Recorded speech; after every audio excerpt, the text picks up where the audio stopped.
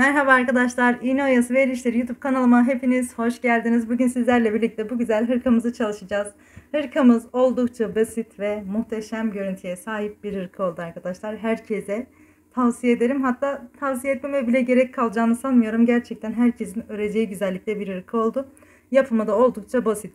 Yeni yapanların da yapabileceğini düşünüyorum. Sadece azim lazım arkadaşlar. Yapabilirsiniz, emin olun. Basit bir model ve ben bu hırkada yakadan başlama yaptığımız için hırkamızın bu yapraklar modeli, sarmaşık yapraklar modeli, yapraklar üst kısımdan geldiği için daha bir güzel durduğunu düşünüyorum ben. Gerçekten muhteşem bir model oldu. Hepinizin örmesini tavsiye ederim. Ben bu hırkamı 2 numara şişte çalıştım. Bakın bu şekilde. Bunu kızıma yaptım. Bir tane de kendime anne kız kombini yaptım arkadaşlar. Benim şu kolumda şu şekilde bir modeli de uyguladım yine. Bunda da modelsiz bir şekilde çalıştım. Bu şekilde. Şimdi arkadaşlar modelimiz bu şekilde. Ben yakadan başlayarak şuradan arttırmalarımı yaparak yine beden kısmımı bu şekilde ayarladım. Şöyle düğmelerim de küçük. Hırkamın kolunu da 5 şişle ördüm. Bunun bütün her yeri 2 numarayla örüldü arkadaşlar. Kolundan bedenine hepsini 2 numarayla ördüm. Bu şekilde.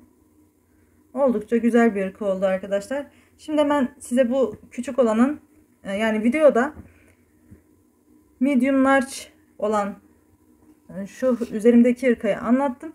Bunu da sayılarını vereceğim arkadaşlar. Benim kızım 11 yaşında.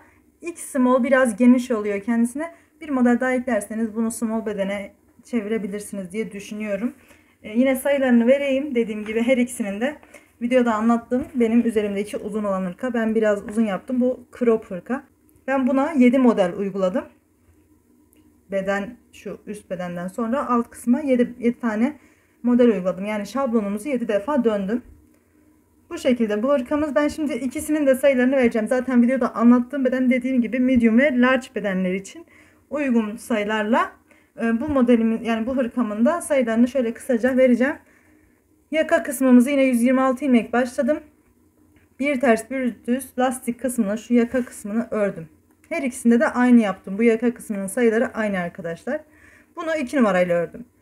Daha sonra 9 ilmek, bakın bunun kenar patı, şu ilik ve düğme kısmının olduğu kısım 9 ilmek. Daha sonra arttırma kısmında lastiğimiz bittikten sonra ilk sırada bir arttırma yapıyoruz. 6 ilmek örüyorum. Daha sonra bir arttırma yapıyorum ve toplam 144 ilmeğe çıkıyor sayımız. Daha sonra beden ayrımında önler için 19 ilmek, kol için 20, arka beden için de 44 ilmek ayırıyorum ve bunun arttırma sırası 31 defa arttırma yapıyoruz arkadaşlar bu X small'da. Daha sonra arttırmalardan sonra ön bedenimiz 59 ilmek oluyor. Kol 84, arka 106, toplam 392 ilmek. Bu X small için geçerli olan sayılar.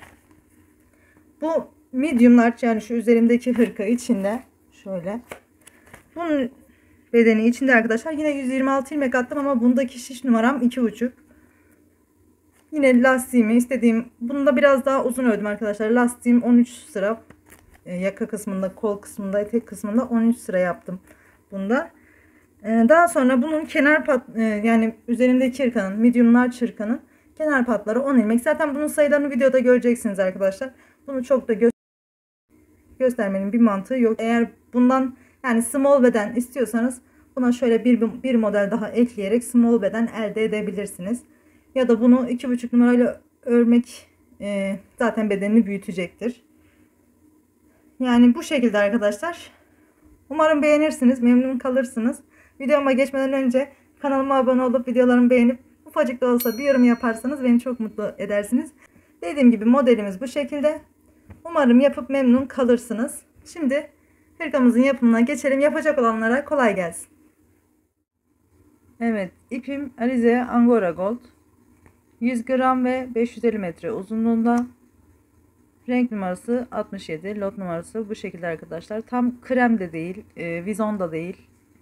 Bal köpüğü ya da biraz daha vizona çalan bir ton aslında. Almak isteyenler için dediğim gibi renk ve Lot numarası bu şekilde. Şimdi iplerimi kaldırıyorum. Hırkanın bütününü de 2,5 numara misinalı şişle başlayacağım. Şöyle biraz ipimi bırakarak bu şekilde ilmek atarak başlayacağım. Toplamda 128 ya da 126 ilmek atalım arkadaşlar şişimize. Ben bu şekilde çok gevşek atmıyorum. Bu alize ip ütüyü gördüğü zaman zaten kendini salan bir ip. Dantel gibi duruyor ütülendiği zaman, biliyorsunuz.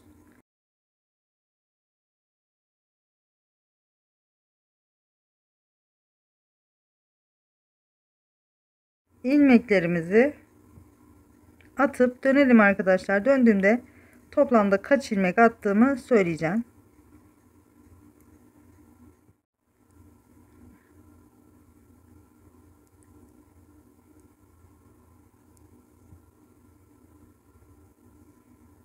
Şu an 120 ilmeğim var arkadaşlar. 120,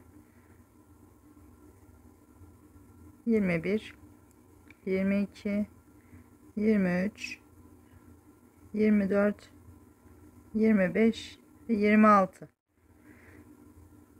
126 ilmek attım. Buraya bir düğüm atıyorum. 126 ilmeğimizi bir düz, bir ters,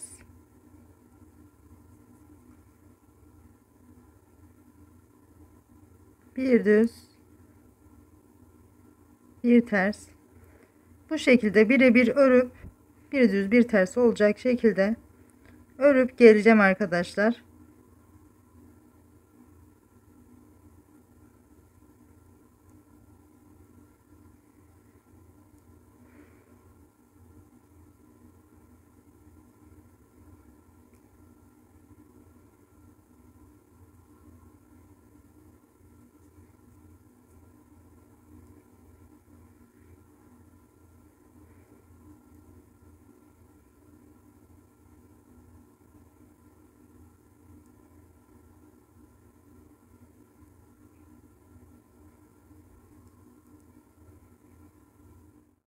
Evet, ilk sırada bir ters bir düz lastiğimi ördüm. Şimdi lastiği istediğiniz ene ulaşıncaya dek devam ettireceksiniz arkadaşlar. Yine bu şekilde bir düz bir ters, bu şekilde devam ettiriyoruz.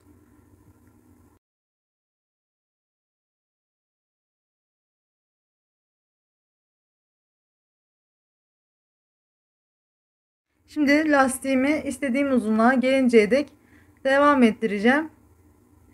Yaka kısmını örüyoruz biliyorsunuz. Yaka kısmından başladık hırkamıza. Şimdi yaka kısmındaki lastiğimi istediğim uzunluğa gelinceye dek aynı şekilde bir ters bir düz olarak devam ettireceğim. Ben yaklaşık 10-12 sıra yapmayı düşünüyorum. Sizler de istediğiniz uzunluğa gelinceye dek devam ettirin. Daha sonra beden ayrımında birlikte devam edeceğiz. Lastiğimi toplamda 6 sıra, yani ben önü ördüm, arkayı ördüm, bir sıra sayıyorum arkadaşlar. Toplamda 6 sıra ördüm, yani ön ve arka yüzü sayarsanız 12 sıra olmuş oluyor. Şimdi ben 10 ilmeğimi kenar pat olarak ayırdım. Burada bir ilik açacağım.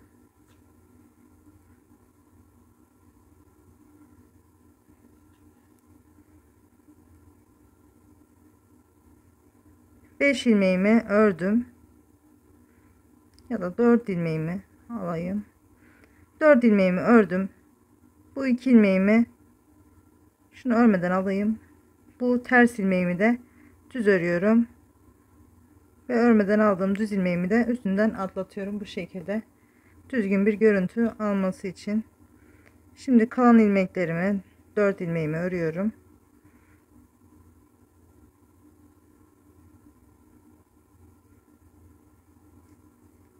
Arka yüze geçtim.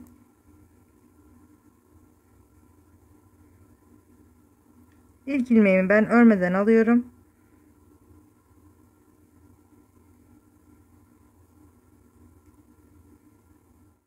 4 ilmeğimi ördüm. Burada bir dolama yapıyorum iliğimi oluşturması için. Dolamamı yaptım ve yine ilmeklerimi örmeye devam ediyorum. Ters ilmeğimi ördüm. Düz, ters, düz ve ters.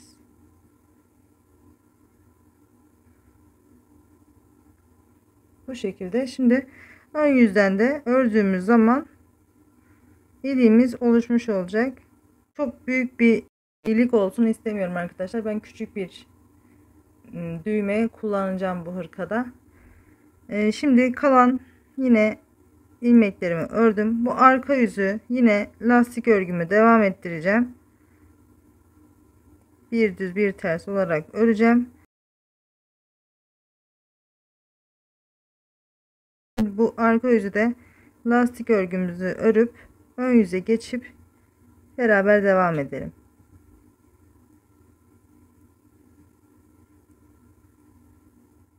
On tane kenar patından sonra 1 2 3 ve 4 ilmek ördüm. Buradan bir ilmek arttırıyorum. Bu şekilde alttan alarak ilmek arttırıyorum. Dolama yapmıyorum. Ben bu şekilde arttırıyorum. Bakın arttırmamı yaptım. Tekrar 4 sayıyorum. 1 2 3 ve 4 ilmek ördüm. Buradan yine bakın bu şekilde ters ilmeğime denk geliyor zaten. Buradan alıp bir arttırma yapıyorum ve tekrar 1 2 3 ve 4 ilmek ördüm. Tekrar bu şekilde alttan buradan alarak bir ilmeğimi ördüm. Tekrar 4 sayıyorum. 1 2 3 ve 4. Bakın bu şekilde 4 ilmekle bir arttırma yapıyorum. Siz isterseniz şuradan da alabilirsiniz. Şurayı da örebilirsiniz. Eğer şu alttan alamıyorsanız, ilmekleriniz bozuluyorsa şurayı da alıp örebilirsiniz. Yine buradan bir arttırma yapıyorum. Tekrar 4 sayıyorum. 1 2 3 4.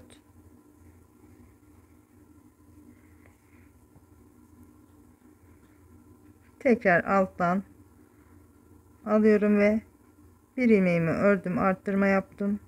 1 2 3 ve 4. Tekrar şuradan alttan aldım. Bir ilmek arttırdım.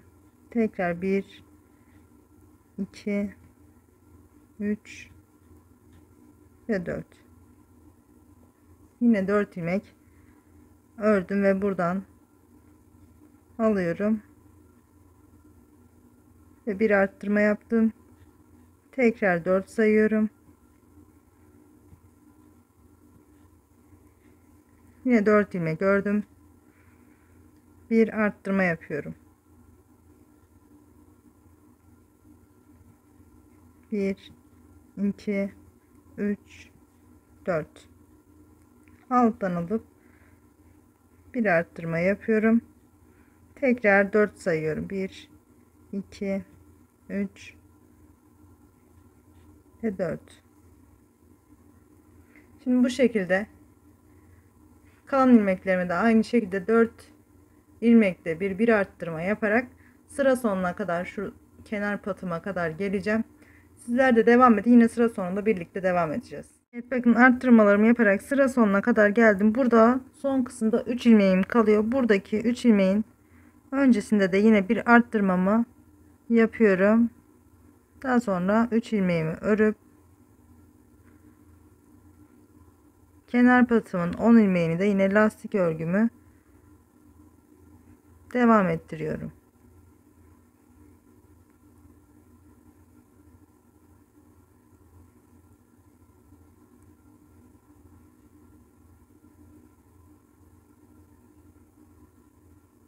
İliğimi de örmüş oldum.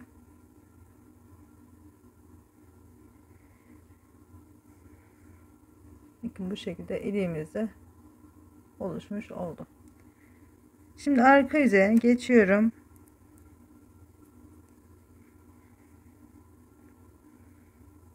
Kenardaki ilk ilmeğimi örmeden aldım. Yine patslarımı, lastik örgümü uyguluyorum. Bir ters bir düz ördüm. Buradan sonra yine diğer kenar patıma kadar bütün ilmeklerimi arka yüzden ters örüyorum.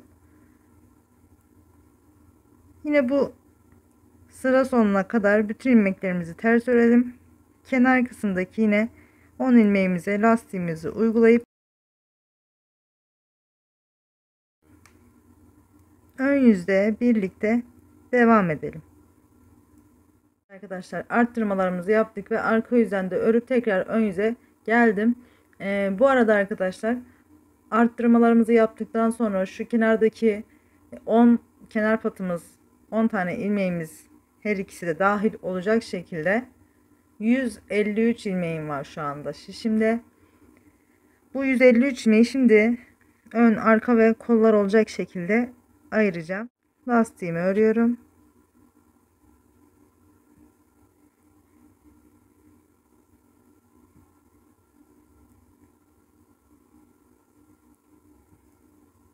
Evet, 10 ilmeğimi ördüm. Şimdi ön için 20 tane ilmek örüyorum. 1 2 3 4 5 6 7 8 9 10 11 12 13 14 15 16 17 18 19 ve 20. Bu bizim hırkamızın bir ön bedeni. Buraya bir ayraç takıyorum. Ayracımı taktım. Ön bedenimi ayırdım. Bir dolama yapıyorum. Bir ilmek örüyorum. Tekrar bir dolama yapıyorum. Buraya da ayracımı takıyorum. Biz sürekli bu bir ilmeğin sağından ve solundan sürekli dolama yaparak arttıracağız. Daha sonra kol için 21 ilmek örüyorum. 1 2 3 4 5 6 7 8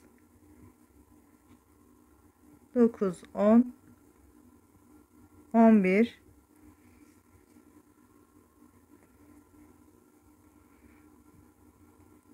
12 13 14 15 16 17 18 19 20 ve 21. Buraya ayracımı takıyorum. Doladım. Bir ilmek ördüm. Tekrar doladım. Buraya da ayracımı takıyorum. Evet, kolu da ayırdım. Ve ayracımı taktım. Arka beden için 47 ilmek örüyorum. 2 3 4 5 6 7 8 9 10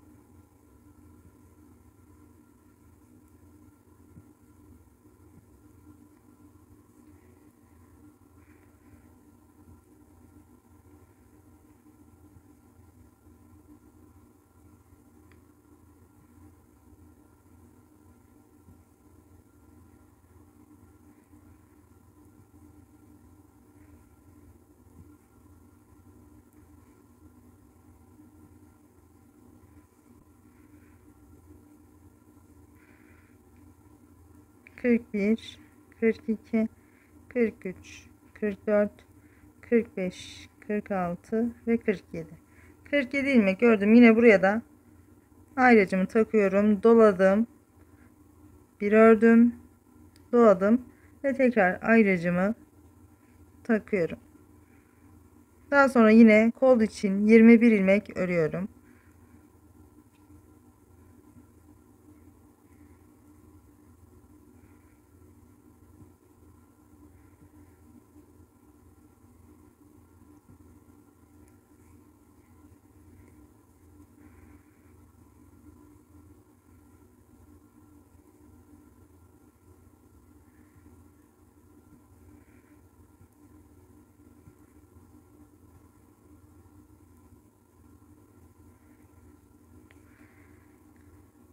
Bir ilmek ördüm. Tekrar ayracımı takıyorum. Doladım. Bir ilmek ördüm. Doladım ve tekrar ayracımı takıyorum ve 20 ilmek tekrar ön bedenim için örüyorum. 2 3 4 5 6 7 8 9 10 11 12 13 14 15 16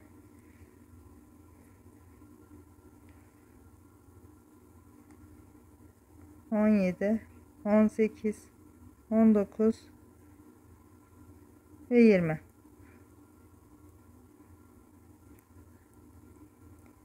Kenar patımın 10 ilmeğini de lastik örgümü örüp arka yüze geçeceğim.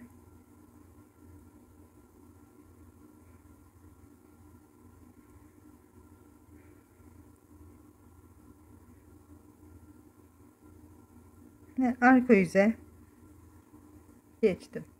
Evet, arka yüze geldim. Yine kenar ilmeğimi örmeden aldım. Kenar patımı örüyorum hemen.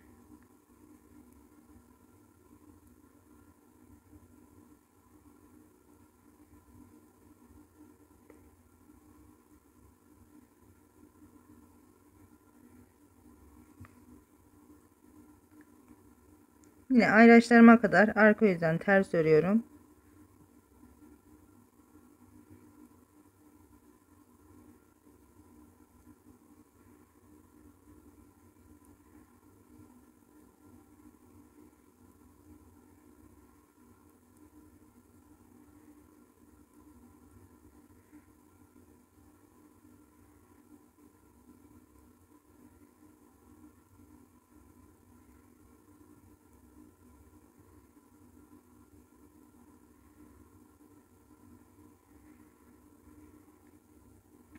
Evet, bakın ilk doladığım ilmeğe geldim. Bu doladığım ilmeği direkt gördüğüm zaman burada büyük bir delik oluşacak. Delik oluşmaması için bu doladığım ilmeği alıyorum ve bu şekilde döndürüyorum arkadaşlar. Şu şekilde arkasından giriyorum ve döndürüp şişime tekrar takıyorum ve yine arka yüzde olduğum için bu ilmeğimi de arasına girerek ters örüyorum. Aradaki bir ilmeğimi yine ters ördüm. Bu doladığım ilmeği alıyorum. Arkasından girerek bu şekilde döndürdüm. Daha sonra yine ters örüyorum.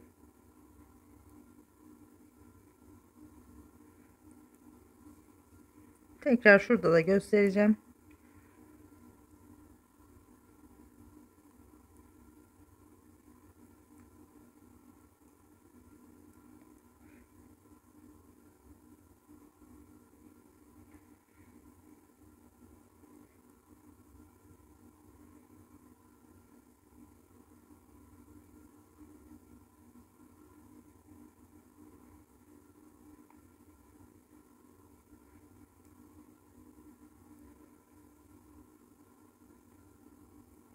Evet, yine ayracımı aldım.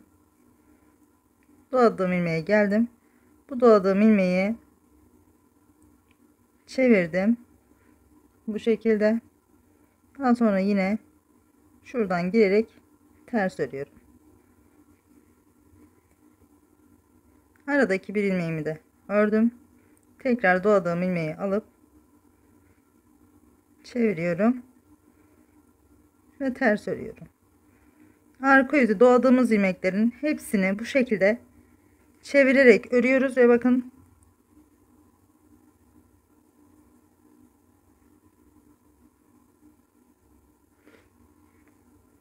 bu şekilde delik oluşmuyor arkadaşlar. Şimdi bu sırayı da yine birlikte örelim. Arka bedende ayırdığım 47 ilmeğimi de yine ters örüyorum diğer ayracıma gelinceye kadar. Burada arka yüzde kenar patlarımız hariç bütün ilmeklerimizi sürekli ters öreceğiz.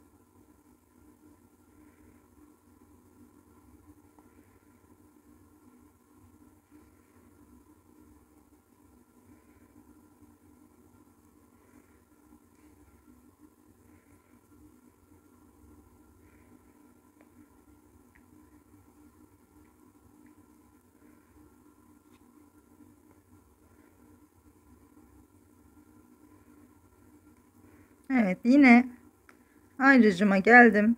Buradaki doladığım ilmeğimi bu şekilde arkasından girerek çevirdim. Daha sonra şuradan bakın. Şuradan arasına girip ters örüyorum. Aradaki bir ilmeğimi ördüm. Tekrar ikinci doladığım ilmeği de bu şekilde çevirdim ve ters örüyorum. Tekrar ayracımı aldım. Yine ilmeklerimi ters örüyorum diğer ayracıma gelinceye kadar.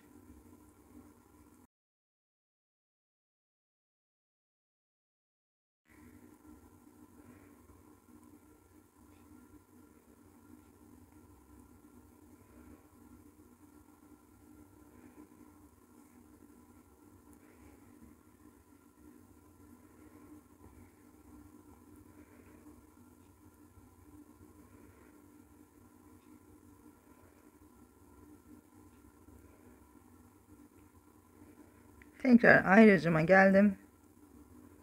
Doladığım ilmeği çeviriyorum. Bu şekilde daha sonra arasından girerek ters örüyorum. Bir ilmeğimi de ters ördüm. Doladığım ilmeği yine çeviriyorum.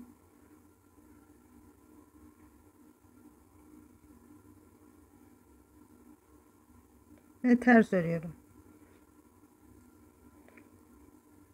Tekrar kalan ilmeklerimi de ters örüp kenar patımın lastiğini örüp ön yüze geçeceğim.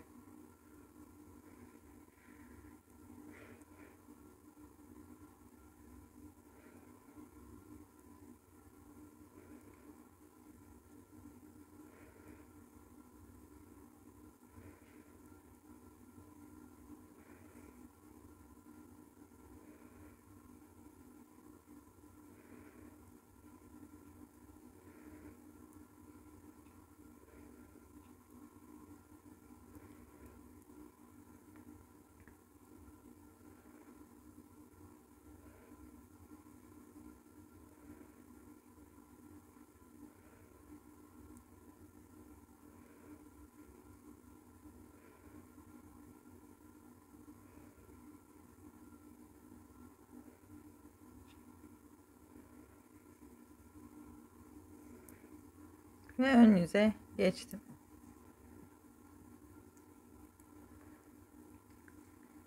Şimdi ön bedenimi örüyorum. Hemen bu 10 için ayırdığım 20 ilmeğimi örüyorum.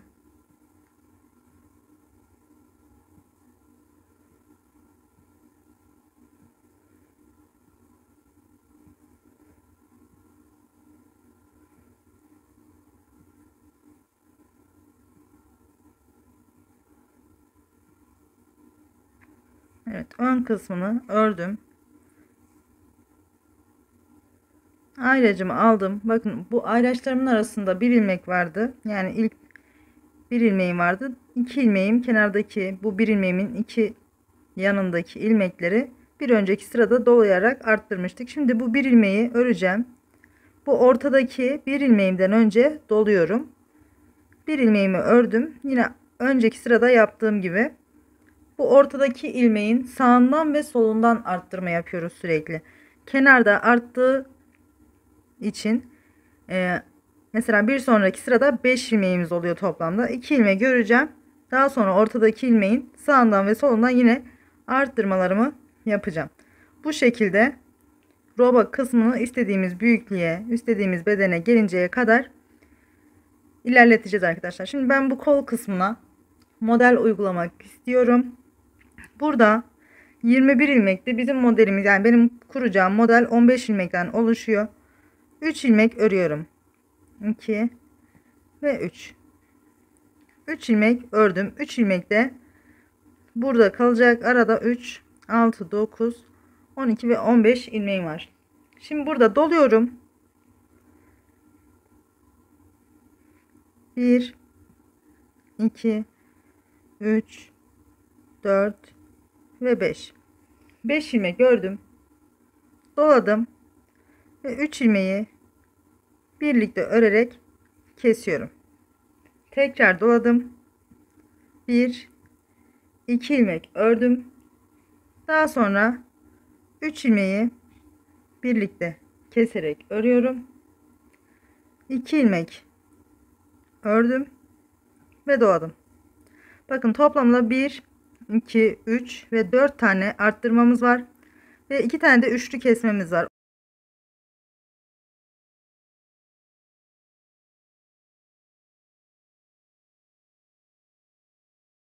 Kurduğum modeli fazla anlatmayacağım. Şimdi biz burada bedeni ayırdığımız için siz arttırmalarınızı yaparak devam edeceksiniz. Modelin şablonunu orta kısımlara veya videonun başına ekleyeceğim arkadaşlar. Modeli şablondan bakarak yapabilirsiniz. Şimdi doladım ve yine modelim 15 ilmekten oluşuyordu ve 3 ilmek kalıyordu. 3 ilmeğimi de ördüm. Daha sonra yine burada da arttırma kısmım var. Bir ilmeğimi ördüm. Doladım. Ortadaki bir ilmeğimi örüyorum. Bu ortadaki bir ilmeğimin sağından ve solundan sürekli arttırma yapacağım. Tekrar doladım. Yine ilmeğimi örüp ayracımı alıyorum. Dediğim gibi modeli göstermeyeceğim. Siz isterseniz modeli kola uygulamaya da bilirsiniz.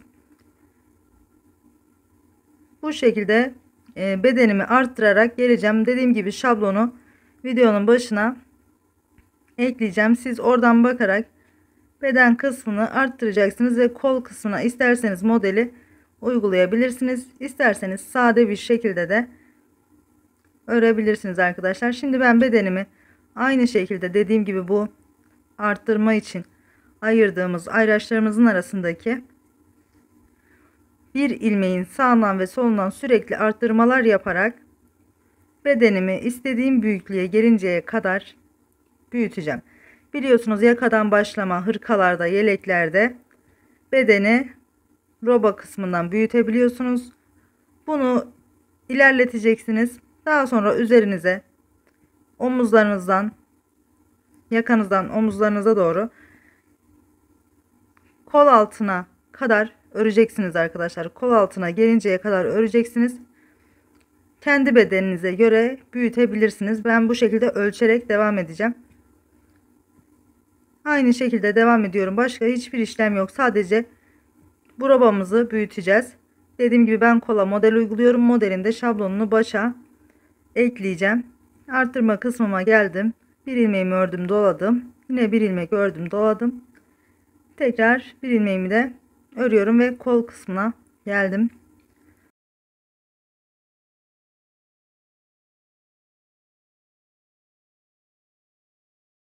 Modelim 15 ilmekten oluşuyor.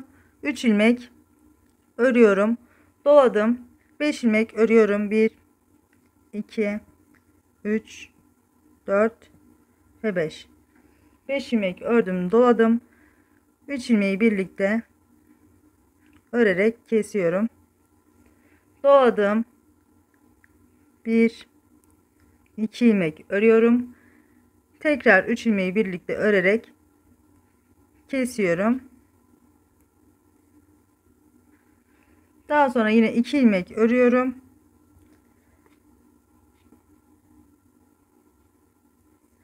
Dolamamı yapıp 3 ilmeğimi de örüyorum. Bu ayracımı aldım. Tekrar buradan da son arttırmamı yapıyorum. 1 ilmek ördüm, doladım. 1 ilmek ördüm, tekrar doladım ve 1 ilmeğimi örüp ön için ayırdığım ilmeklerimi örüyorum. Buradan sonrasını dediğim gibi arkadaşlar, robamı istediğim büyüklüğü elde edinceye kadar öreceğim ve buradan sonrasını göstermeyeceğim. Sadece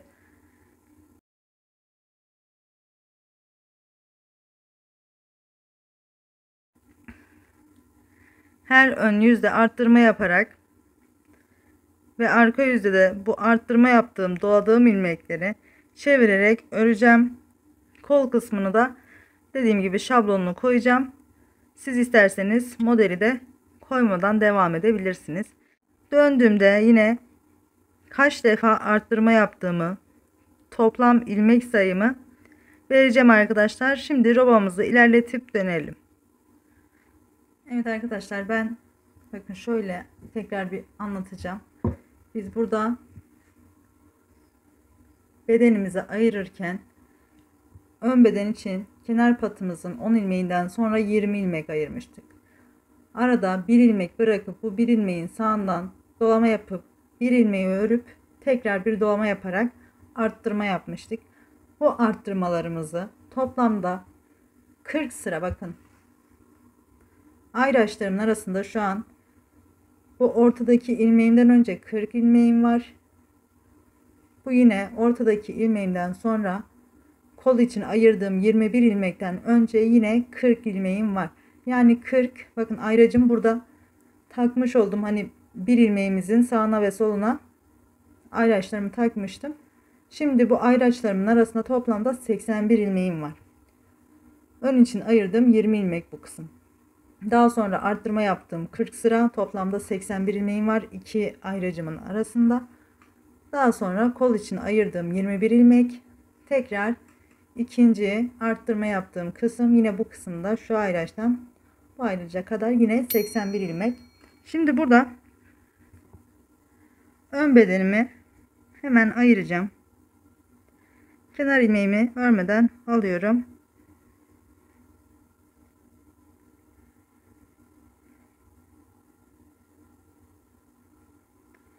Kenar patım için ayırdığım 10 ilmeği örüyorum.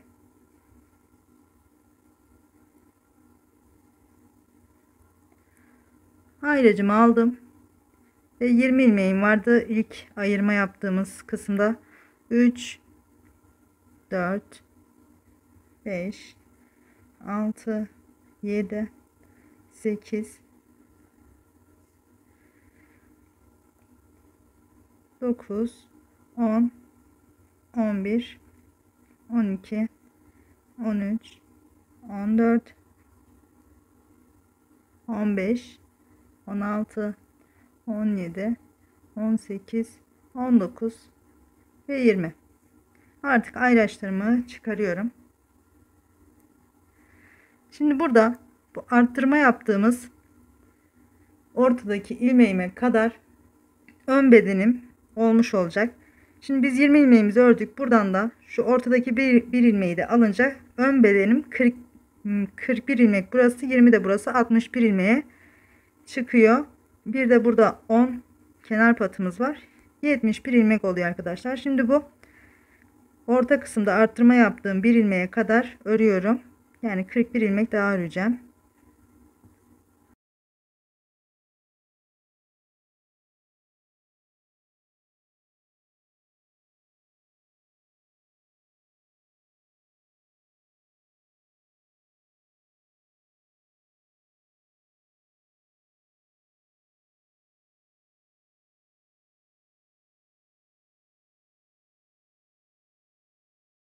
Evet bakın.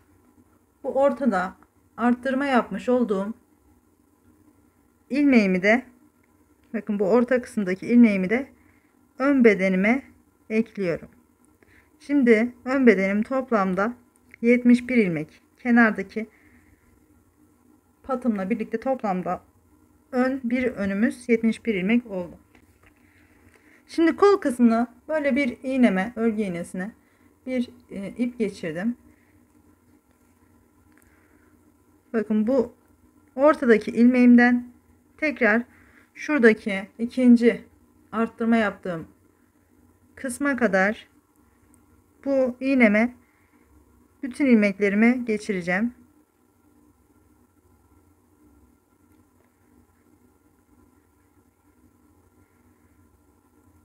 Bu şekilde ipimin üzerine geçireceğim arkadaşlar. Kol kısmının bütün ilmeklerini ipin üzerine alacağım.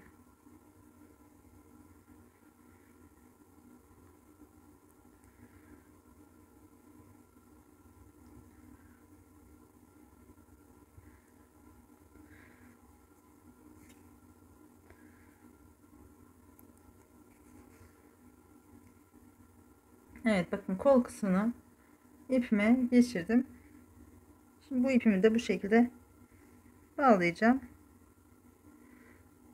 Bu ipim burada kalacak arkadaşlar. Biz beden kısmını örüp daha sonra kol kısmını öreceğiz.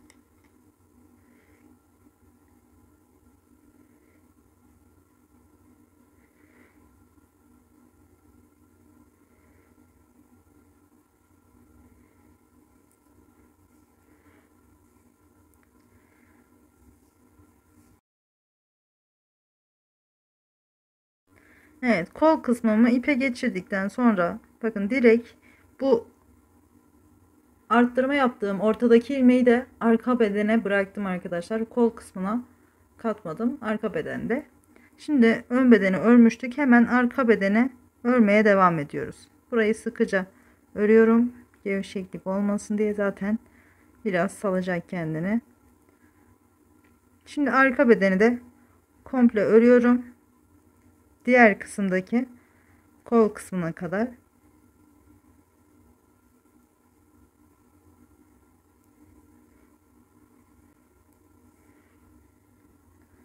İkinci kola kadar arka kısmı düz örüyoruz. İkinci kola gelince yine birlikte devam edelim. Evet, yine ikinci kola da geldim arkadaşlar. Buradaki arttırdığım ilmeklerin orta kısmında kalan ilmeğimi de yine arka bedene ekliyorum. Şimdi yine burada kol kısmım var. Yine şuradaki arttırma kısmına kadar iki arttırma kısmı ve ortada ayırdığımız 21 ilmeği de bir ipe takarak çıkarıyorum. Kollarımız bekleyecek. Biz bedeni örmeye devam edeceğiz.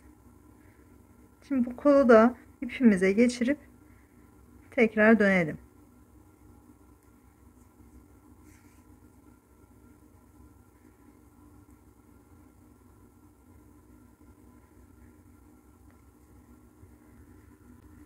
Evet, ikinci kolumu da ipime geçirdim ve tekrar bakın buradaki arttırma yaptığımız ortadaki ilmeği de ikinci öne bırakmış oldum. Ve yine ön yüzü, yani ikinci ön kısmını da örüyorum. Yine burada bakın birleştirdim, hemen direkt ördüm. Hemen burayı da hızlıca örüp arka yüze geçeceğim.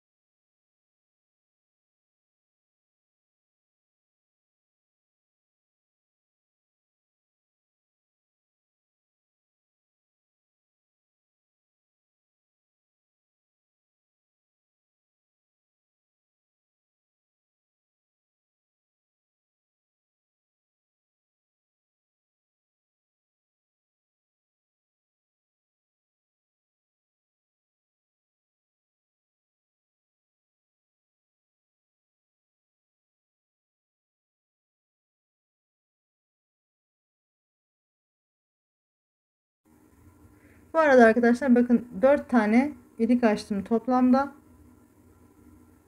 4 tane iliğimi de her 12-13 sırada bir açtım ben. Siz aralıklarına kendiniz karar verebilirsiniz. Ben bu şekilde 12-13 sırada bir iliğimi de açtım. Şimdi arka yüzü örerken benim modelim 15 ilmek ve katlarından oluşuyor.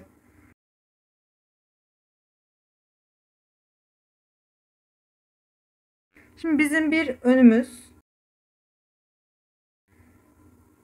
bir ön bedenimiz. Şu kenar patları saymayacağım arkadaşlar. Çünkü modeli uygulayacağım ilmekler lazım bana. Şu kenar patları saymadan bir önümüz 61 ilmek. 61 ilmek de diğer sağ ve sol ön, iki ön birlikte 122 ilmeğimiz var. 129 ilmek de arka bedenimiz. Toplamda 251 ilmeğimiz var.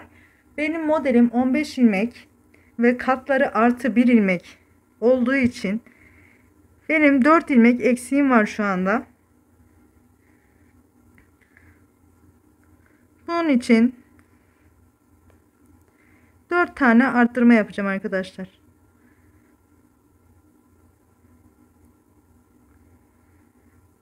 Sayarak geldim. Arka yüzü örüyorum şu an. Kollarımızı ayırdık ve ön yüzü ördük. Şimdi burada hemen bu ön bedeni, ilk ön bedenimi örüyorum.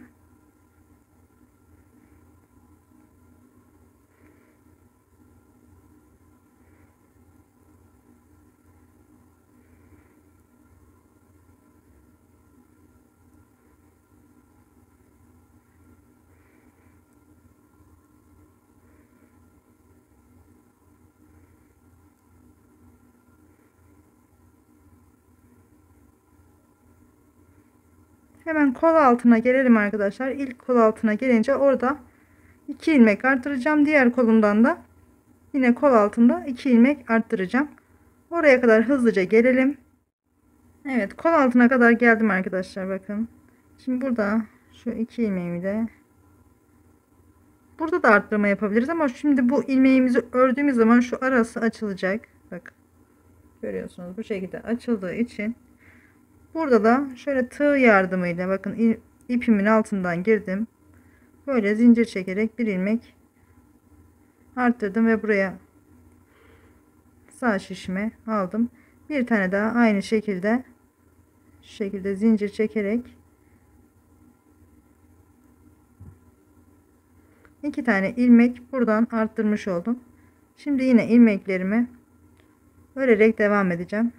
O bolluk geçecektir arkadaşlar. Siz ona fazla takılmayın. Şimdi yine arka bedenimi örüp diğer kol altından da 2 tane ilmek arttıracağım.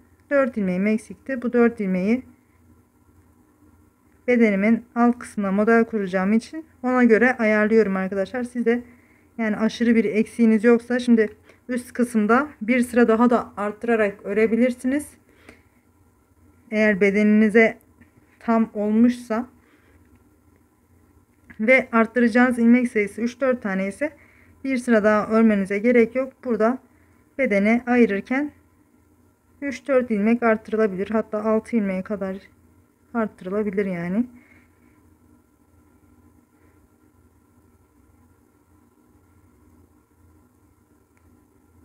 Şimdi bu arka bedeni de örüp diğer kol altında yine birlikte devam edelim arkadaşlar.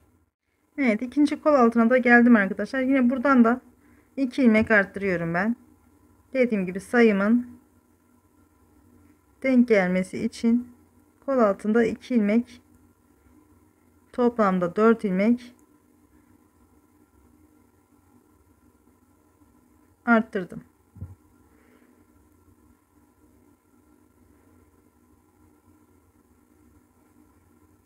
Şimdi yine kalan ilmeklerimi örüyorum. Ön patımda örüp ön yüze geçip model kurulumuna geçelim arkadaşlar.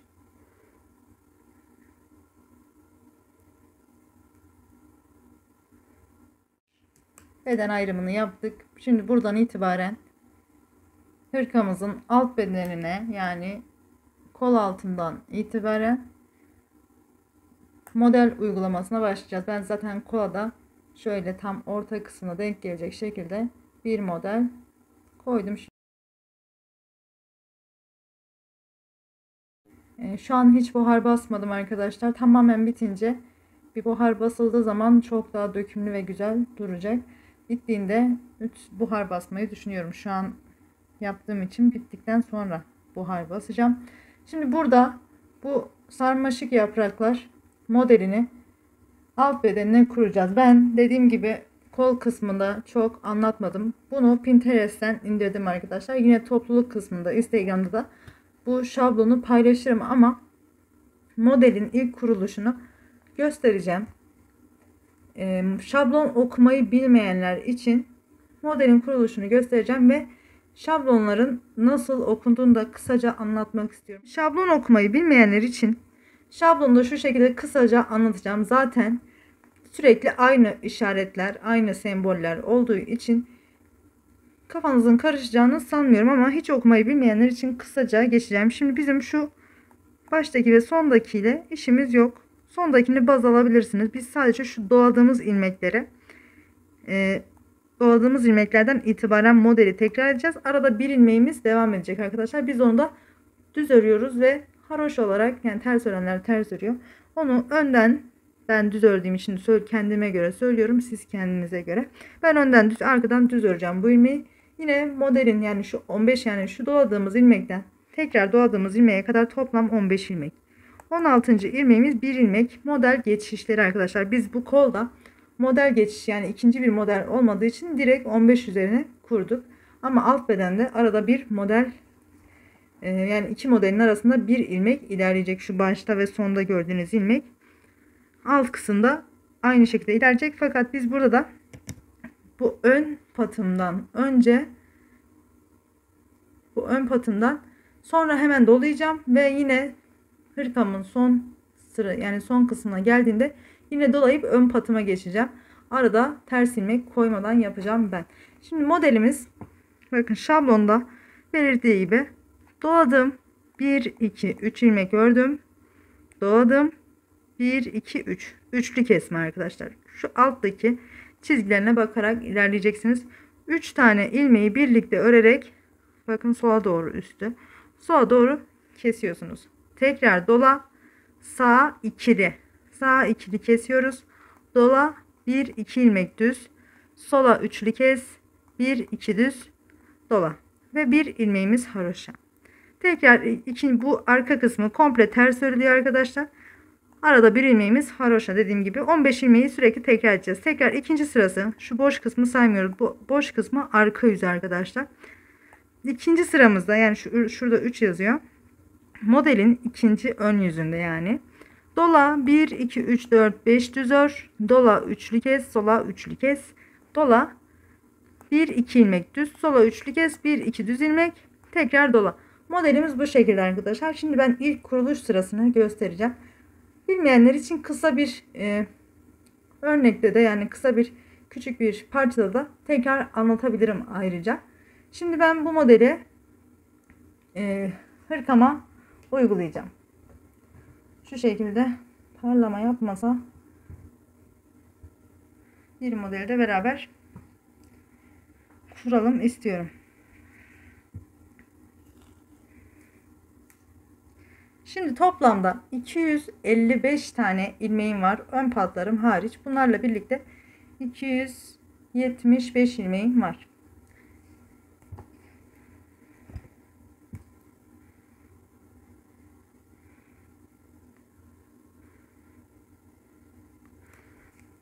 Hemen kenar patımı örüyorum.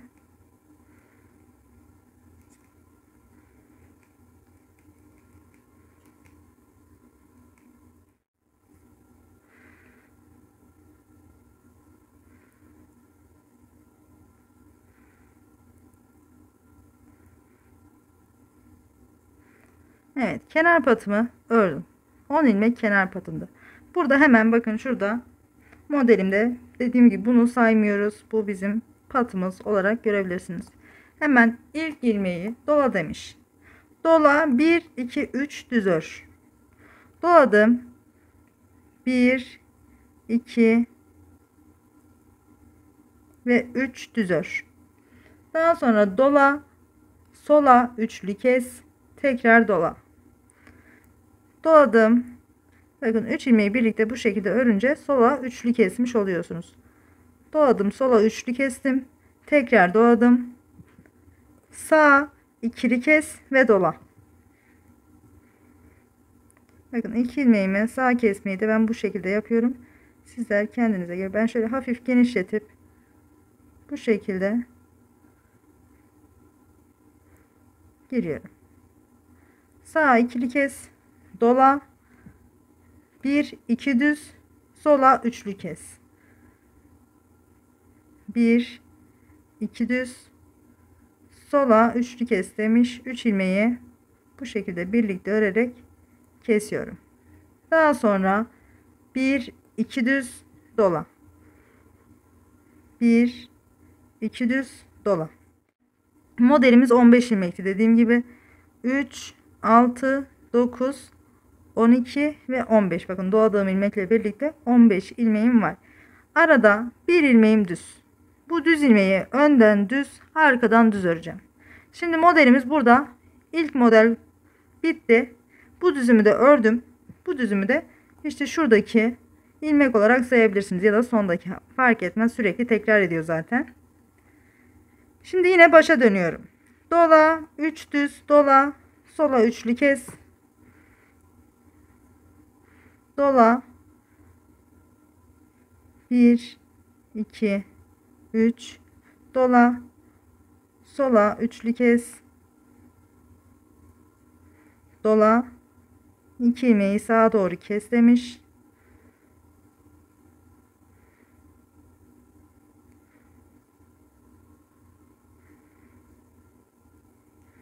Sağ kes, dola, 2 düz, 1 2 3 ilmeği birlikte örerek kes,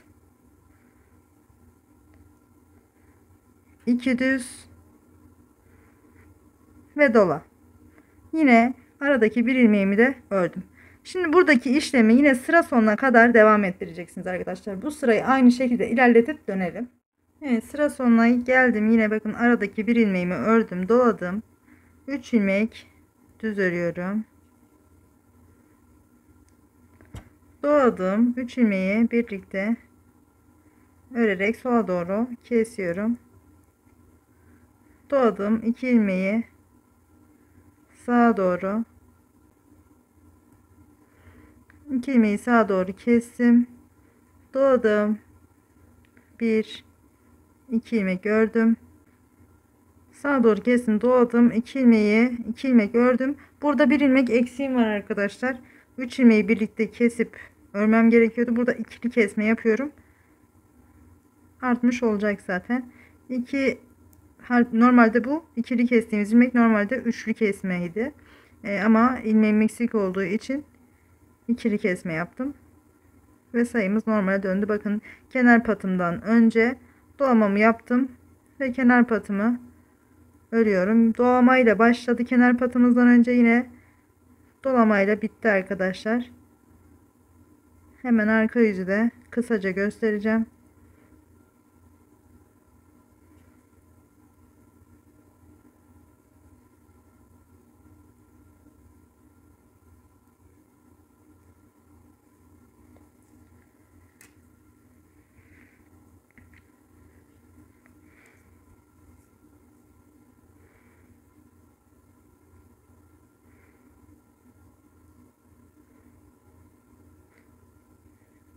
Arka yüze geldim. Kenar patımı hızlıca örüyorum.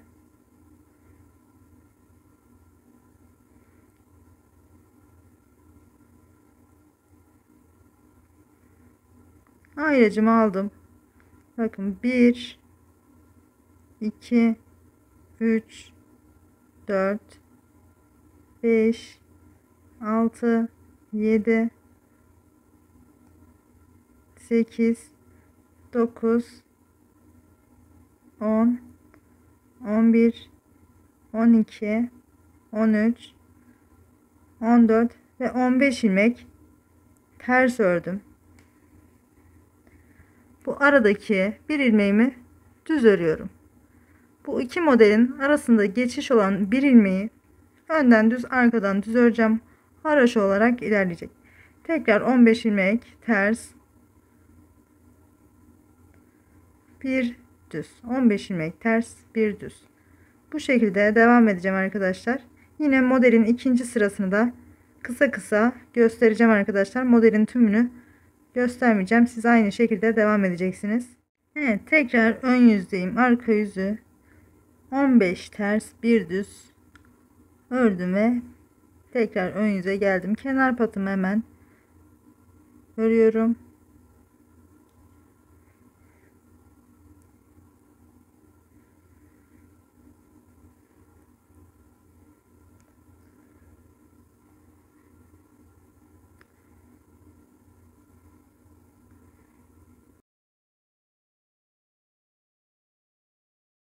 Evet, modelimizin ikinci sırasını yapıyoruz arkadaşlar. Arka yüzden ördüm, bitirdim. 15 ters, bir düz olarak. Şimdi tekrar ön yüzdeyim ve kenar patımı ördüm. Bakın ikinci sıramızda, modelimizin ikinci sırasında dola 1 2 3 4 5 düz, dola, sola üçlü kez dola, 2 düz, sola üçlü kez 2 düz, tekrar dola. Şimdi hemen modelimizin sonuna kadar, yani hırkayı uzatmak istediğimiz noktaya kadar bu kenarda ördüğümüz patımızdan sonra 10 ilmeğimizden sonra sürekli dolamamız olacak arkadaşlar. Son kısımda da yine modelimizi kurarken patımızdan önce yine dolamamız olacak. Bu şekilde ayarladım ben. Sizler yine istediğiniz gibi ayarlayabilirsiniz. Şimdi 10 lastik örgümü ördüm. 10 ilmeğimi ördüm. Doladım. 1 2 3 4 ve 5. 5 ilmek ördüm, doladım. 3 ilmeği birlikte örerek sola doğru kesiyorum. Bu şekilde tekrar doladım. 1 2 düz. Yine 3 ilmeği birlikte örerek kesiyorum sola doğru. Tekrar 2 düz, 1 2 düz doladım ve aradaki bir ilmeğimi önden düz arkadan düz örüyorduk bu ilmeği. Yine düz ilmeğimi ördüm. Tekrar sıra başına geri döndüm. Doladım. 1 2 3 4 ve 5. 5 ilmek ördüm. Doladım. 3 ilmeği birlikte örerek sola doğru kesmiş oluyorum. Tekrar doladım. 1 2 düz. Tekrar üçlü sola kes. 1 2 ilmek düz ördüm. Doladım ve aradaki bir ilmeğimi ördüm. Aynı şekilde devam ediyoruz arkadaşlar. Yine kalan modellerimizi de aynı şekilde kuruyoruz. Arka yüzde yine hiçbir işlem yok. 15 ilmek ters, bir ilmek düz. 15 ilmek ters, bir ilmek düz. Daha sonra yine modelimizin 3. sırasında birlikte devam edeceğiz. Evet, tekrar ön yüzdeyiz arkadaşlar. 1 2 modeli kurduk. Şimdi 3. sırasındayız modelimizin. 3. sıramızda dola, 1 2 düz ör, üçlü sola kes, 1 2 düz ör, dola, 2 ilmeği sola kes, dola, 1 ör, sola üçlü kes, 1 ör dola, 1 ör dola. Hemen 2 tane yine birlikte yapalım. Doladım. 1 2 düz, 3 ilmeği birlikte sola doğru kesiyorum. Tekrar 1 2 düz, 1 2 düz, dola, 2 ilmeği sola doğru kes, dola, 1 düz, sola üçlü kes,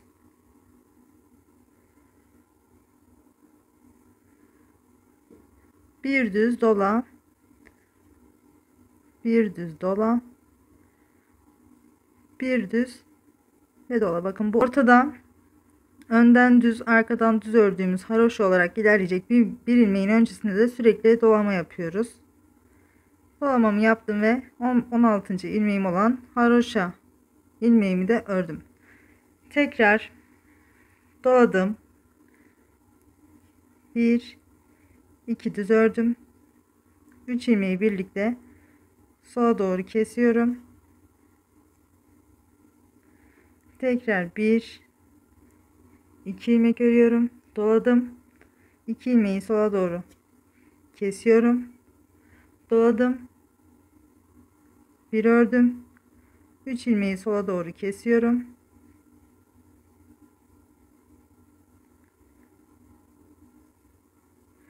bir ilmek örüyorum, bir ilmek örüyorum, doladım, bir ördüm, doladım ve aradaki haroşa olan bir ilmeğimi de ördüm. Bu şekilde devam edeceğiz arkadaşlar. Yine bu sırayı arka yüzde yine hiçbir işlem yok. 15 ilmek ters, 1 ilmek düz örerek devam edeceğim. Tekrar ön yüzde 4. sıramızda devam edeceğiz. Evet arkadaşlar, modelimizin 1 2 ve 3 sırasını ördük. Şimdi 4. sıramızdayız. Kenar patından sonra dola 1 2 düz, sola üçlü kes, 1 2 düz. Hemen kenar patımı ördüm, doluyorum, 1 2 düz, 3 ilmeği birlikte örerek sola üçlü kesme yapmış oluyoruz. Tekrar 1 ve 2 düz. Daha sonra dola, sola ikili kes, dola, sola üçlü kes, dola, dola, sola ikili kes, 2 ilmeği birlikte örerek kestim, dola, sola üçlü kes,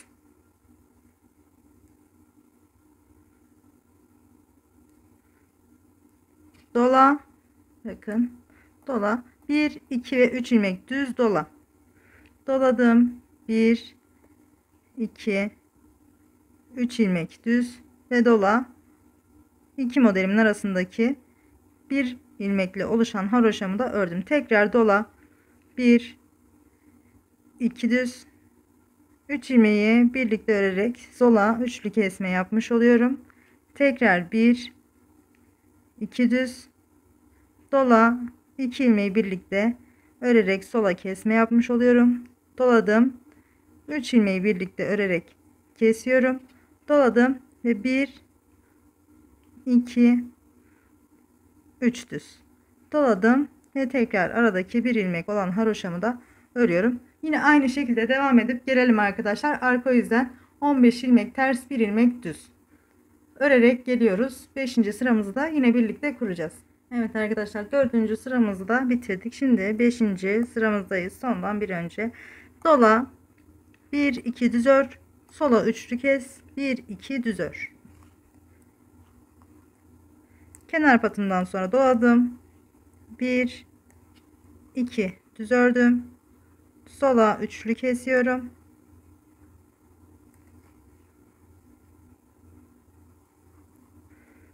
tekrar 1 2 düz ör, 1 2 düz ör, dola, tekrar sola üçlü kes, dola, 5 tane düz, 1 2 3 4 5 düz doladım ve arada bir ilmek olan haroşamı da ördüm. Tekrar doladım, 1 2 ilmek düz, 3 ilmeği birlikte örerek sola doğru bir üçlü kesim yapmış oluyorum. Tekrar 1 2 düz doladım, sola üçlü kes, doladım, 1 2 3 4 ve 5 ilmek düz ve doladım, bir ilmek olan haroşamı da ördüm. 5. sıramızda bu şekilde arkadaşlar. Şimdi yine bu sıramızı tamamlayıp arka yüzde 15 ilmek ters, 1 ilmek düz şeklinde örüp tekrar ön yüze gelip son sıramızı da birlikte yapalım arkadaşlar. Evet arkadaşlar, modelimizin 6. ve son sırasındayız. Bakın 1 2 3 4 ve 5 sırasını ördük. 6. ve ön sırasındayız. Ön yüzeyim, kenar patımı ördükten sonra şu şekilde dola bir ör, dola bir ör. Kenar patımı ördüm, doladım, bir ördüm, doladım, bir ördüm, sola üçlü kez, 3 ilmeği birlikte örerek sola üçlü kesim yaptım. Bir ör, dola, 2 ilmeği sağa doğru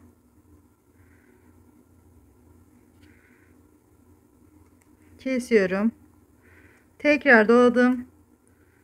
1 2 düz, 3 ilmeği birlikte örerek sola doğru bir kesim yapmış oluyorum. Tekrar 1 2 düz doladım ve bir ilmek olan haroşamı da ördüm. Tekrar başa dönüyorum. Doladım, bir ördüm, doladım, bir ördüm. 3 ilmeği birlikte örerek sola doğru bir üçlü kesim yapmış oldum. Tekrar bir ilmek ördüm, doladım ve 2 ilmeği bu şekilde genişlettim ve sağa doğru bir ikili kesme yaptım. Tekrar doladım. 1 2 ilmek düz, 3 ilmeği birlikte örerek sola doğru bir üçlü kesim yaptım. Tekrar 1 2 ilmek düz doladım ve bir ilmek olan haroşamı da ördüm. Modelimiz bu şekildeydi arkadaşlar. Şimdi aynı şekilde bu sıramı da tamamlayacağım ve arka yüzden yine 15 ilmek ters, bir ilmek düz olarak örüp tekrar ön yüzle birlikte devam edeceğiz arkadaşlar. Evet arkadaşlar, son 6. sıramı da yaptıktan sonra tekrar en baştaki birinci sırama geri dönüyorum ve yine bakın dola 1 2 3 ör, doladım, 3 ördüm, doladım, sola üçlü kez, dola, sağa ikili kez, dola, 1 2 düz, sola üçlü kez, 1 2 düz, dola. Bu şekilde 6 sırayı bitirdikten sonra tekrar birinci sıraya geri dönüyoruz arkadaşlar. Doladım, 1 2 ve 3 ilmek ördüm, doladım, sola üçlü kesiyorum, doladım,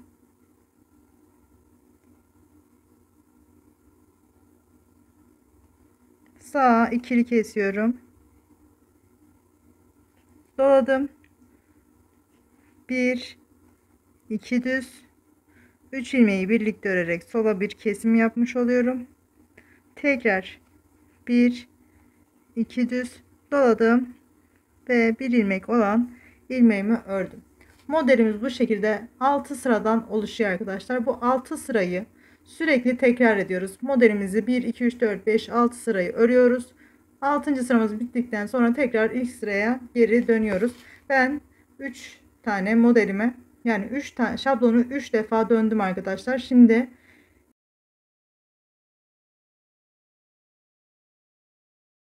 başladığım birinci sırayı yaptığım kısım dördüncü şablonu, dördüncü dönüşüm, yani buradaki ilk sırayı yaptığım yer şablonu dördüncü dönüşüm. Zaten bu ajurlardan da sayarak takip edebilirsiniz. Her bir 6 ajur bir şablonu temsil ediyor. Şu an benim 18 tane kenar kısımda ajurum var. Bu şekilde devam edeceğim. Hırkamı istediğim uzunluğa getirinceye dek şablonu tekrar ederek döneceğim arkadaşlar. Şimdi istediğim uzunluğa gelinceye kadar öreceğim. Daha sonra yine lastik örgüsüyle bitireceğim alt kısmını. Hırkamın uzunluğu bittikten sonra kollarıyla birlikte, belki de bu hırkanın beden kısmı bitmeden önce ipime göre önce kollarını da yapabilirim arkadaşlar. Evet, ben hırkamı istediğim uzunluğa gelinceye dek ördüm. Son modelimin de şablondaki 5. sırasını ördüm ve buradan sonra lastik örgüyle hırkamın son kısmını yapıp alt bedenimizi bitireceğiz arkadaşlar.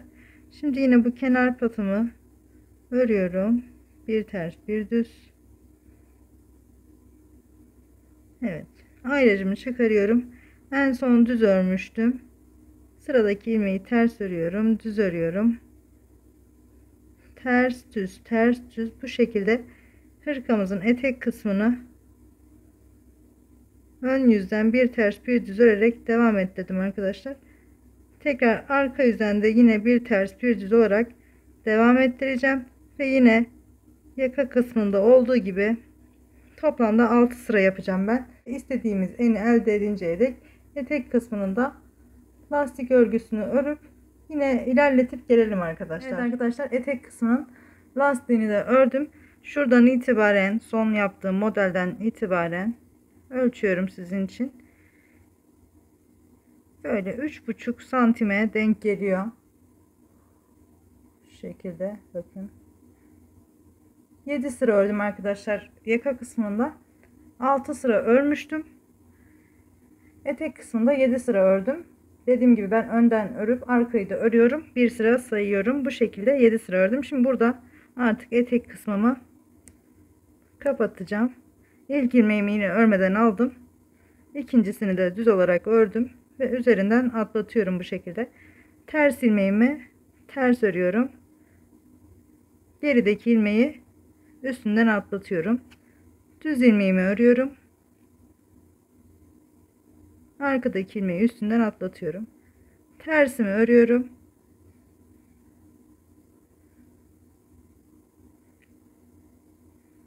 Bu ilmeği üstünden atlatıyorum. Düzümü ördüm. Bu şekilde çok sıkı yapmadan bütün ilmeklerimi keseceğim. Tığla da kesebilirsiniz eğer isterseniz. Bu şekilde bütün ilmeklerimi keseceğim arkadaşlar.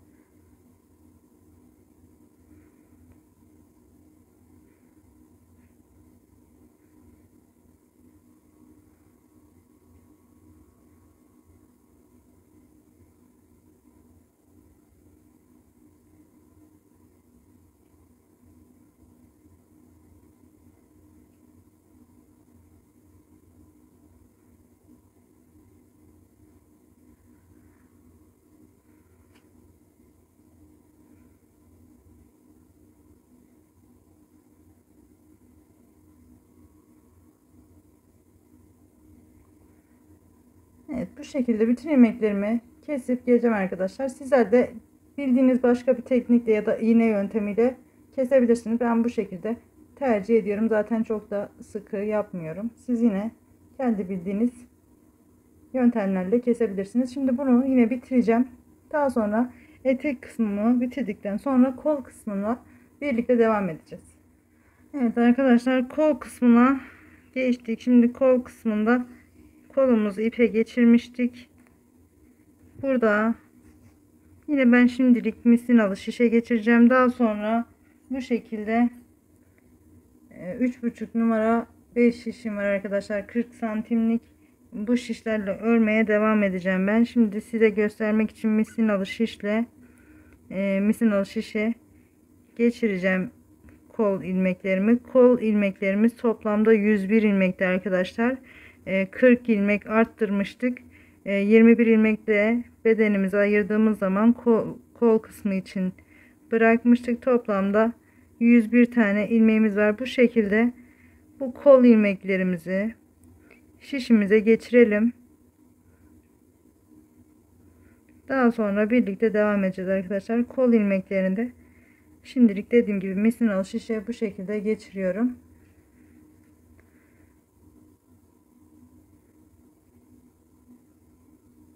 Yine bu misinalı şişim, hırkamı ördüğüm 2,5 numara olan misinalı şiş.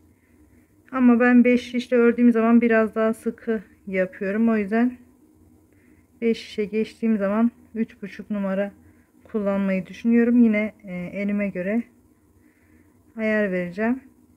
Dediğim gibi şimdi bu ilmeklerimizi şişlerimize geçirip gelelim arkadaşlar. Evet, ilk kolumu şişe geçirdim ve burada bu bedenle kol kısmını bütünleştirmek için buradan ilmekler çıkaracağım arkadaşlar. Yoksa bakın biz burada kolu direkt ördüğümüz zaman şu şekilde arada bir delik oluşacak. Burada hem bedeni hem de kolu bütünleştirmek, kaynaştırmak için birkaç tane ilmek alacağım. Şuradan Hemen şöyle tığla alacağım ben. Siz isterseniz şişle de alabilirsiniz. Şuradaki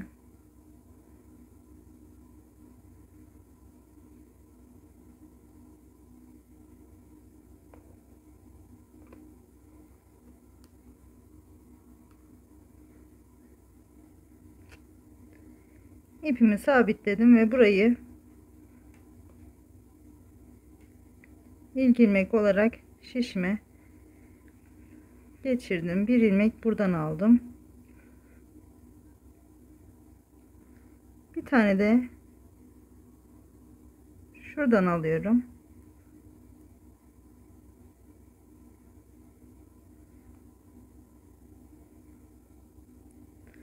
Bir de bakın bu ajurumun, yani bu aslında ajur değildi, pardon, burası kol kısmında iki tane arttırma yapmıştık. Oradaki genişliğin olduğu kısım, oradan da bir ilmek aldım. Zaten ajurlarımız da oradan ilerlediği için sıkıntı olmayacaktır. Şimdi 3 tane arttırdım. Şurası kapanır diye düşünüyorum. Bir tane de buradan alacağım.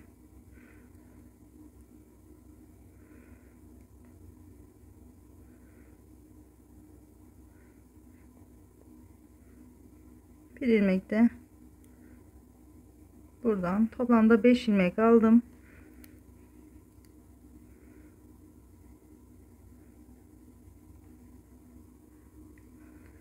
Bir ilmek de şuradan alınca toplamda 6 ilmek aldım. 101 ilmek de bizim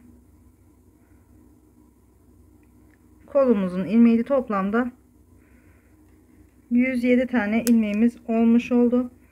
Ve şimdi misinalı şişimi bu şekilde çekiyorum. Benim kısa misinalı şişim yok arkadaşlar. O yüzden size şimdi bu uzunuyla göstereceğim. Siz 40 santimlik misinalı şişle örebilirsiniz. Ben gösterme amaçlı burada misinalı şişle göstereceğim. Ama daha sonra 5 şişle öreceğim ben. Şimdi burayı hemen örerek başlıyorum.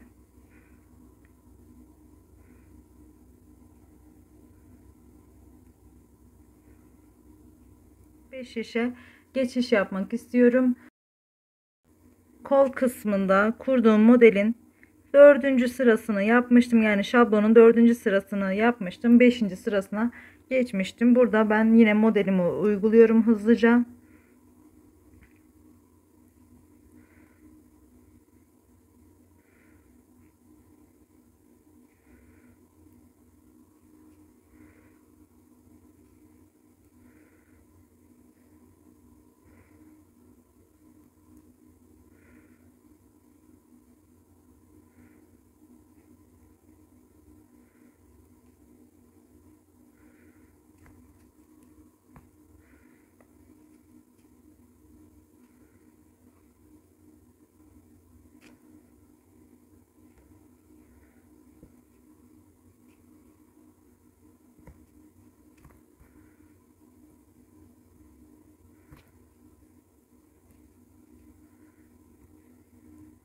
Evet, ben 5 şişe ayırdım ilmeklerimi. Şimdi bakın tam bu orta kısımda, yani koltuk altında arttırdığımız 6 tane ilmeğimiz vardı. Bu kısma geldim.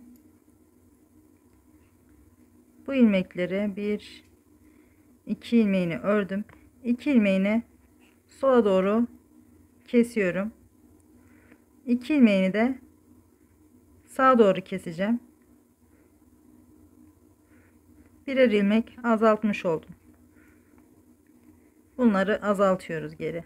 Bu şekilde misinalı şişimi de çıkardım. Şimdi yine ilmeklerimi örmeye devam ediyorum.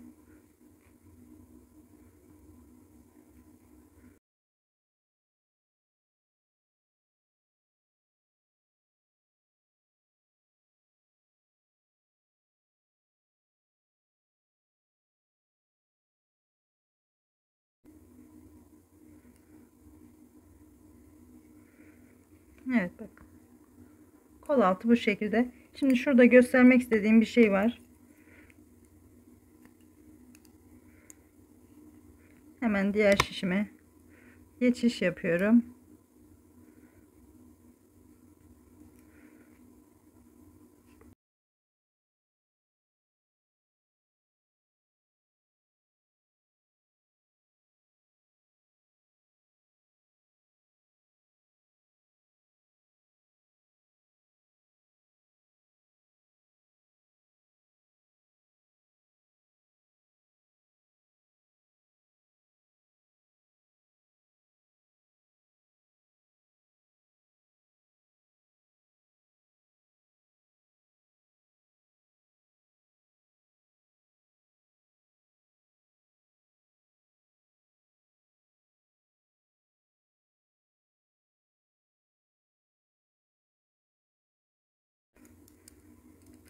Evet, ben bakın modelimin olduğu şişime geldim.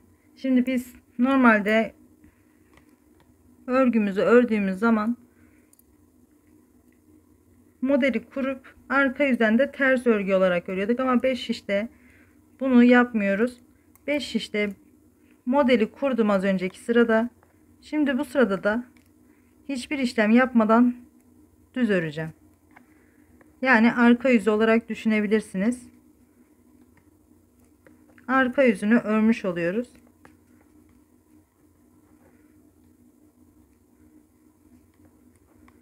Şimdi benim açım dar olduğu için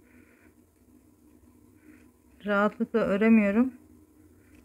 Sadece şunu göstermek istedim. Modelimin üzerine az önceki sırada modelimi kurdum. Bakın doladığım ilmeğe geldim. Bunu da hepsini bu sırada düz örüyorum. Bir sırada modelimi kuruyorum. Bir sırada düz örüyorum. Hiçbir işlem yapmadan.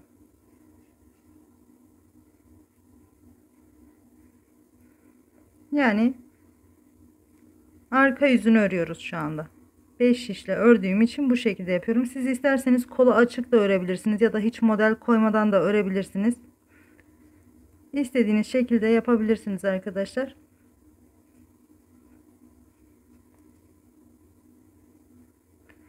Bu şekilde bir sırada modelimi koyacağım. Bir sırada hiçbir işlem yapmadan düz öreceğim. Şimdi tekrar dönünce modelimin yani şablonumun 6. sırasını yine buradaki ilmeklerime kuracağım arkadaşlar. Şimdi yine örmeye devam edelim. Buradan yani yine kolunuza deneyerek kesme işlemi yapabilirsiniz.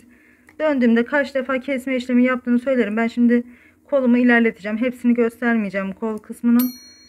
Şimdi kolumu ilerleteceğim aynı şekilde. Sadece dediğim gibi buradaki tek püf nokta 5 şişle örerken bir sırada modelimizi kuruyoruz. Bir sırada hiçbir işlem yapmadan düz örüyoruz. Ben kolun dikişsiz bir şekilde çıkmasını istediğim için bu şekilde yapacağım. Sizler isterseniz kolu açık bir şekilde örebilirsiniz. Ya da dediğim gibi hiç model koymadan dümdüz örgü olarak, düz örgü olarak bu şekilde devam edebilirsiniz. Şimdi ben kolumu ilerleteceğim. Şuradan tam kol altından yaptığım gibi az önceki sırada gösterdim bunu. Bir tane sola doğru kestim, bir tane sağa doğru kestim. Tam ortada denk gelecek şekilde yaptık arkadaşlar bunu. Bu şekilde yine kesmelerime yani kaç sırada bir devam edeceğimi şu an bilmiyorum. Biraz ilerleteceğim. Döndüğümde şu orta kısımdan yaptığım kesmeleri kaç sırada bir yaptığımı söyleyeceğim. Şu an 101 ilmeğimiz vardı. 6 ilmek daha arttırdık. 107 ilmek oldu. 2 ilmek kestik. 105 ilmeğe düşürmüş olduk kolumuzu. Biraz ilerleteceğim arkadaşlar. Her sırada kesme yapmayacağım. Dediğim gibi biraz ilerleteyim. Döndüğümde kaç sırada bir kesme yaptığımı söyleyeceğim. Evet, kolu örmeye devam ediyoruz.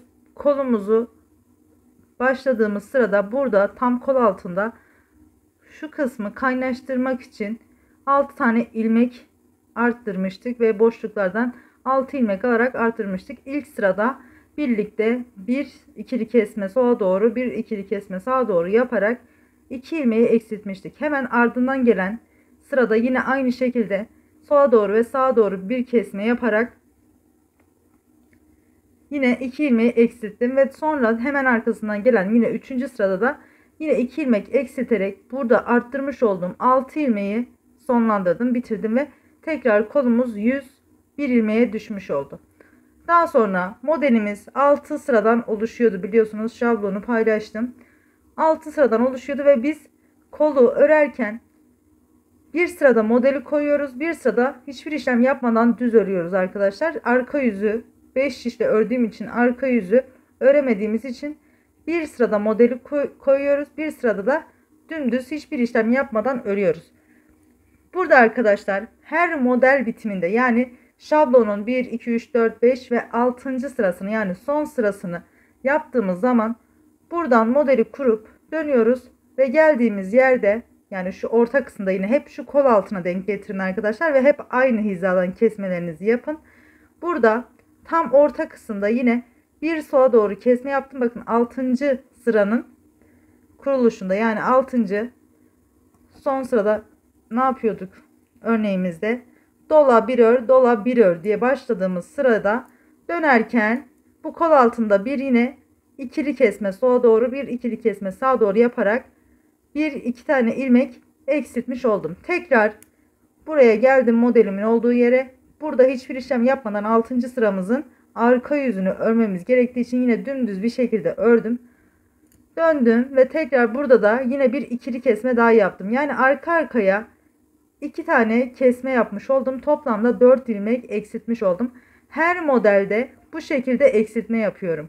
Yani modelimi ördüm. Hiçbir işlem yapmadan modelimi aynı şekilde örüyorum. Daha sonra 6. sırasına geldiğim yerde 6. sırasını kurduktan sonra bu kol altına geldiğimde 2 tane ilmek eksiltiyorum. Tekrar örüyorum sıramı. Burada 6. sıranın arka sırasını ördüğüm sırada yine geliyorum kol altına. Hemen üst üste 2 sıra kesmiş oluyorum. Bu şekilde 4 tane model koydum ve 4 modelde de 4'er ilmek eksiltmiş oldum. Şimdi 5. modelimi yaparken burada arkadaşlar sadece bir ilmek eksilteceğim. Şu an benim 85 tane ilmeğim var. Eksilttim bu şekilde. Şimdi 5. modelimizi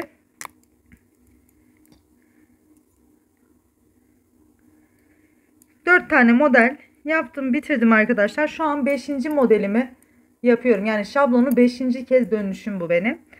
Ve yine tam kol altına gelecek olan kısımdayım.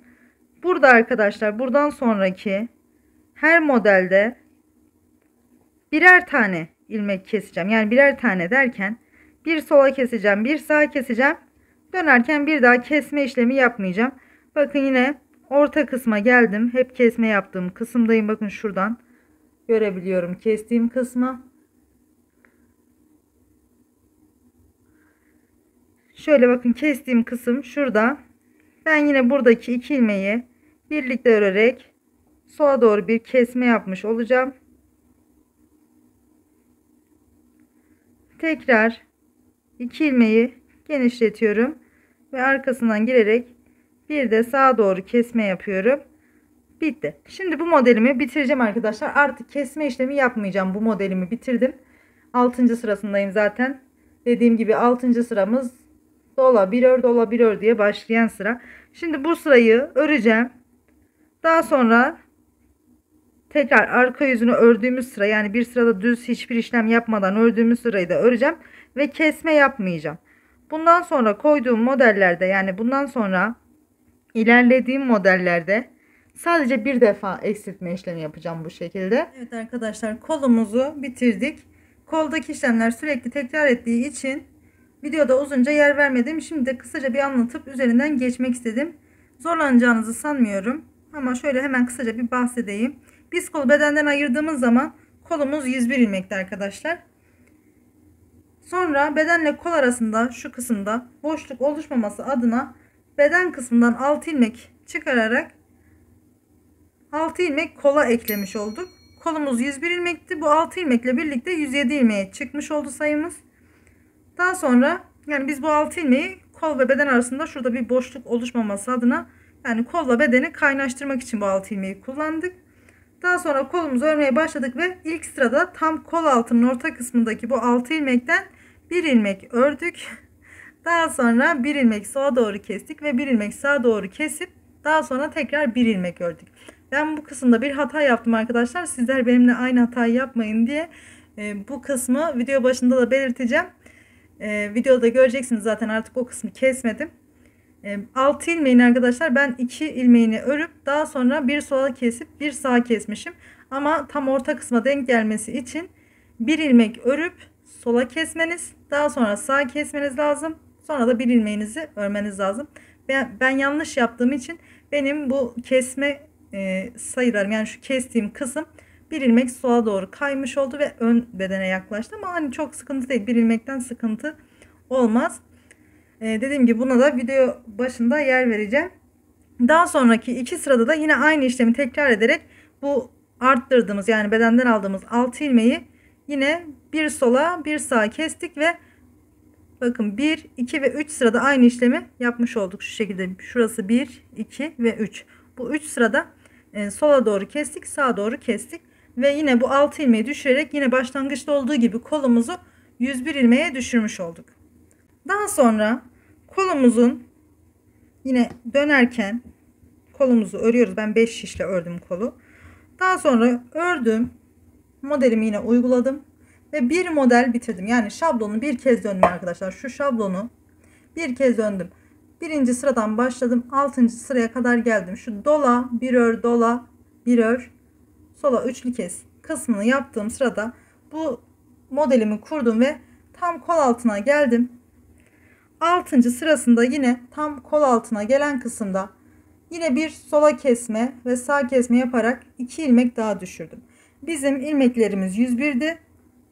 Bir ilmek buradan düşürdüm, bir ilmek buradan düşürdüm ve sayım 99'a eksilmiş oldu. Daha sonra yine hemen 5 şişle ördüğümüz için modelimizi bir sırada kuruyoruz. Bir sırada hiçbir işlem yapmadan dümdüz örüyoruz. Arka yüzü olmadığı için 5 şişle ördüğümüz zaman tekrar bu hiçbir işlem yapmadan düz ördüğümüz sırada da yine kol altına gelince aynı yerden yine bir kesme daha yaptık. 99'dan 97'ye düşmüş oldu. Bu şekilde daha sonra bu kesmeden sonra yine şablonumu yine bir tur döndüm. Yani şablonu yine birinci sıradan başladım. 6. sırasına kadar ördüm ve yine bu sırayı ördüğüm 6. sırasını ördüğüm kısımda yine aynı şekilde, bakın bu şu kısım bir model arkadaşlar. Şimdi ön kısımdan gösteremiyorum ama şu kısım bir model. Bu şekilde bakın burada şu kol altında arttırdığım 6 ilmeği kestim. Daha sonra bir model ördüm. 4 tane, yani 2 sırada 4 ilmek eksiltmiş oldum. Bir sırada 2 tane, bir sırada 2 tane. Bir model ördüm, 4 eksilttim. Bir model ördüm, 4 eksilttim. Tekrar bir model ördüm, 4 eksilttim. Yine bir model ördüm, 4 eksilttim. 4 defa bakın. Şimdi bu 6 ilmeği görmezden gelin.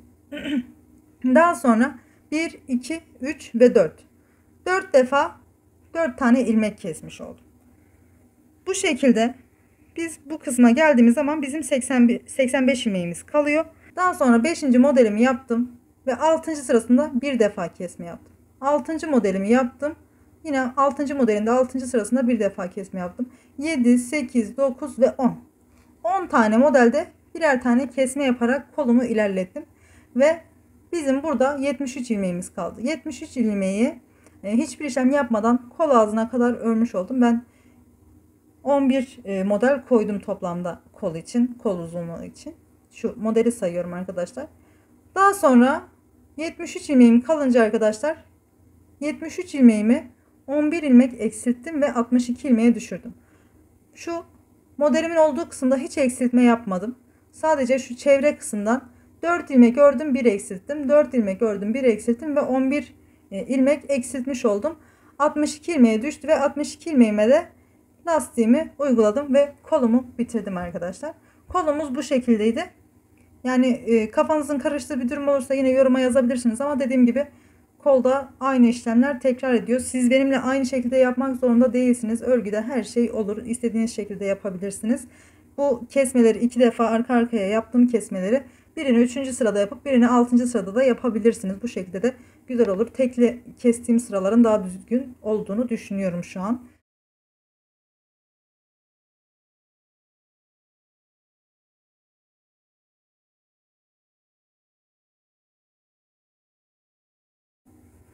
Bakın bu şekilde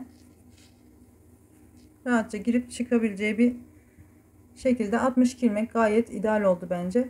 Oldukça güzel ve muntazam bir şekilde devam etti. Ben çok beğendim. Kol kısmına da şu model detayı muhteşem oldu. Yani eğer sıkıntı yaşamayacağınızı düşünüyorsanız kesinlikle kola modeli koymanızı tavsiye ederim. Dediğim gibi kolumuz da bu şekildeydi. Çok aşırı yer vermedim. Videonun başında bu kol altında yaptığım bir solak kaydırma detayını da vereceğim. Dalgınlığıma gelmiş. Bunu da video başına eklerim. Sizler de benimle aynı hatayı yapmayın. Bir ilmek ama yani ben normalde sekerdim ama videoyu düzenlerken fark ettim ve artık kol tamamen bitmişti. O yüzden yapabilecek bir şeyim yok. Bu şekilde kabul edeceğiz. Bir ilmek çok sıkıntı yaratmayacaktır. Şimdi bu kadar arkadaşlar. Yine final kısmında görüşmek üzere.